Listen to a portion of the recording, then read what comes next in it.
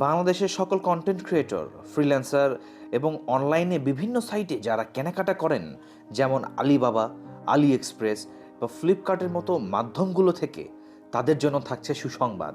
হ্যাঁ দর্শক, বাংলাদেশে চালু হতে যাচ্ছে পেপ্যাল সিস্টেম। যদি পেপ্যাল বাংলাদেশে আসে তাহলে অনলাইনে কন্টেন্ট ক্রিয়েটর বা ফ্রিল্যান্সারদের আয় কত শতাংশ বৃদ্ধি পেতে পারে এবং এর সুবিধা সহ সকল তথ্য জানতে পারবেন আজকে আমাদের এই ভিডিওর মাধ্যমে।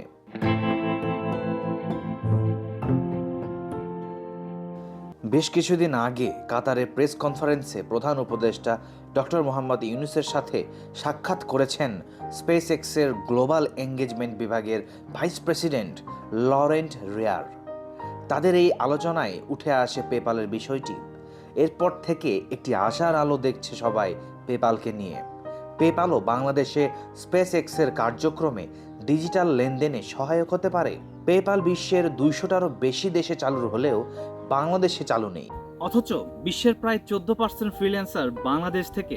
শুধু তাই নয়, বাংলাদেশে তারা বছরে আয় করছে $1.9 বিলিয়ন তথা 22,000 কোটি টাকা। আমাদের দেশের ফ্রিল্যান্সাররা বড় বড় ক্লায়েন্ট হারায় শুধুমাত্র বাংলাদেশে পেপ্যাল পেমেন্ট সিস্টেম না থাকার কারণে। কারণ বড় বড় ক্লায়েন্টরা পেপ্যাল পেমেন্ট সিস্টেম ছাড়া অন্য কোনো পেমেন্ট সিস্টেমের উপরে ভরসা করতে পারে না।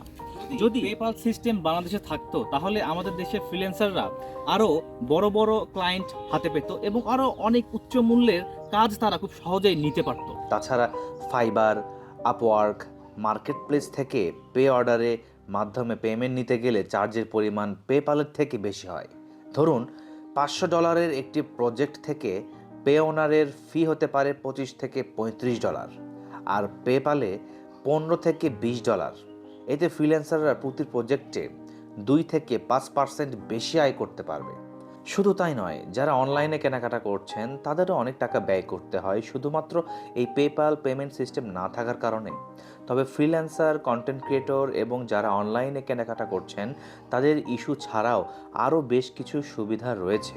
যেমন প্রবাসী দেশের কাউকে টাকা পাঠাতে গেলে বর্তমানে তিনি ওয়েস্টার্ন ইউনিয়ন বা ব্যাংক ট্রান্সফারের ব্যবহার করেন। এতে ফি বেশি এবং সময় অনেক বেশি লাগে, যেখানে পেপ্যাল থাকলে তিনি মিনিটেই টাকা পাঠাতে পারতেন এবং ফি অনেক কম হতো।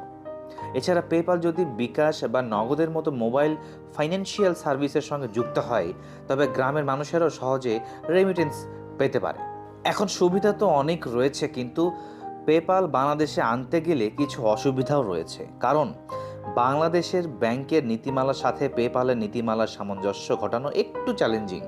আবার পেপ্যালের কিছু কনসার্ন ছিল যে বাংলাদেশ থেকে যে পরিমাণ টাকা লেনদেন হওয়া পসিবিলিটি রয়েছে সেটি পেপ্যালের জন্য খুবই সামান্য।